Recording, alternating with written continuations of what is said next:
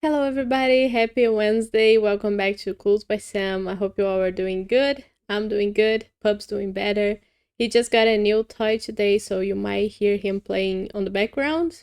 He's a little obsessed because this toy is new, but we are gonna play the game and try not to be distracted, okay? We have a tricky one today, and if you don't know what Clues by Sam is, it is a daily logic puzzle game, and in it there are 20 people. Each of them is either a criminal or an innocent, and we gotta find out what they are using the clues that they give us, so there's no guessing. And sometimes there's some some clowns on the board as well. So let's find out what this is about. Also, the toy is really loud for me. I know it's not that loud for you guys, but for me, whoa. Well. Let's start with Uma telling us there are no criminals to the left of Nala who neighbor Gus. Okay, so there's two people to the left of Nala who neighbor Gus. Didn't we have the same clue yesterday? And none of them are criminals, so that makes both Kumar and Joyce innocent. And we don't need Uma's clue anymore, so we click it to dismiss it, and then it goes sort of a little darker to not call out so much attention. Joyce now says that both innocents below Carol are connected, so the second innocent, both means there's only two. And the second innocent below Carol has to be connected to Kumar, who is the first one. So that innocent is either going to be Gus or Sam. So we tag them with the same color to indicate that whatever one of them is, the other one's going to be the opposite. And we also know that Wally is not the second innocent because he's not connected to Kumar, so we don't need Joyce's clue anymore. And Kumar says that exactly 2 of the 6 innocents neighboring Sam are below David.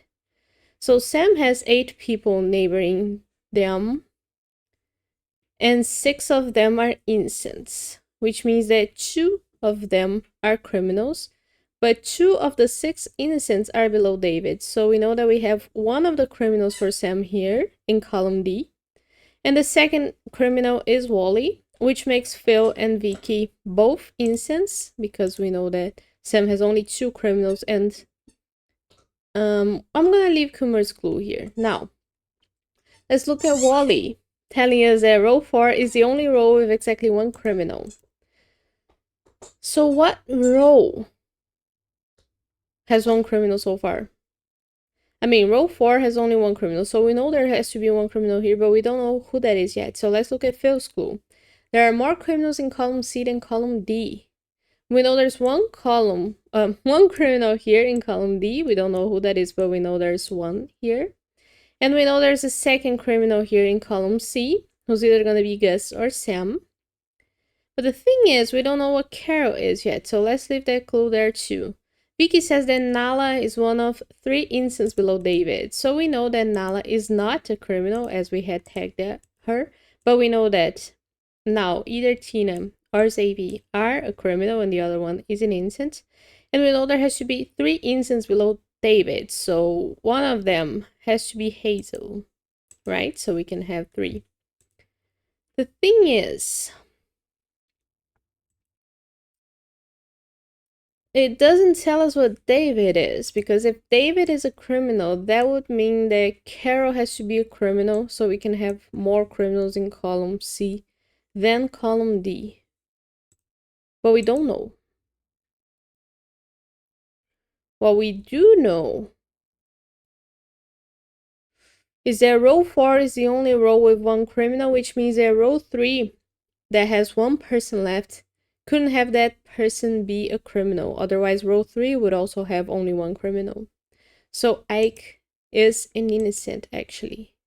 And Ike says that each column has at least 3 innocents.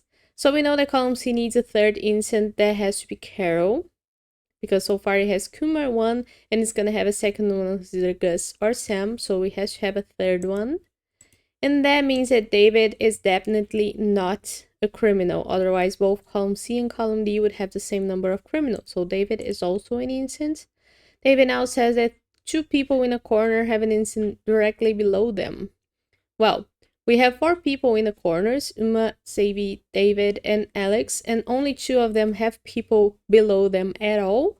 So those 2 have to have innocents below them. That means that below Alex there's an innocent, and we don't need David's clue anymore. Esha now says there's only one criminal to right of Olive.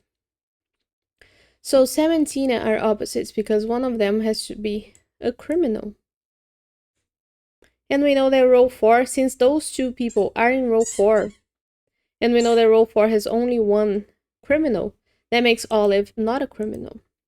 So we don't need Esha's clue anymore. But Olive says that only one column has exactly 2 criminals.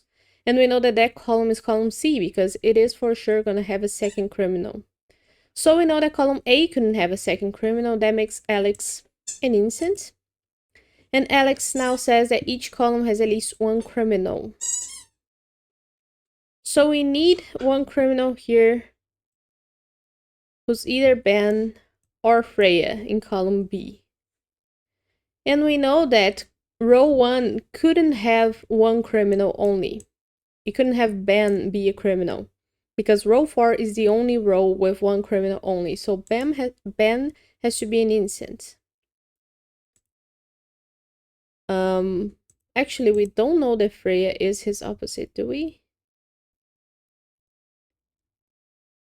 Because we know that only one column has 2 criminals, but that doesn't mean there are more criminals in column C than column D. We don't need that anymore. Row 4 is the only row with exactly one criminal. But was there a clue? Yeah, each column has at least one criminal, so Freya was opposite to Ben. Okay, so that was okay, So we don't need Alex's clue anymore. But we know that row 2 couldn't have only one criminal, who would be Freya, so we need a second criminal, and that has to be Gus.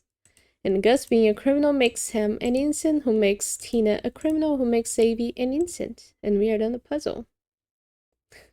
I love how the clown always has flavor text that goes way beyond the space for the card. And we can check that if we go to inspect a little lower here below the puzzle, we click inspect and we can click a card and it shows the flavor text and also gives us some more details on what the clue means if we have any questions about it or we are not sure what sort of a term means. We can inspect the card and it's gonna remind us of what it means. So that was really nice. I hope the squeaky toy didn't bother you that much. I'm really happy that Pub's playing, so I decided to just leave him be. And I'll be back again tomorrow for more Clues by Sam. Bye bye. So if you don't know what Clues by Sam is, it is a daily logic puzzle game where there are 20 people on a board and each of them is either a criminal or an innocent, and we gotta figure out.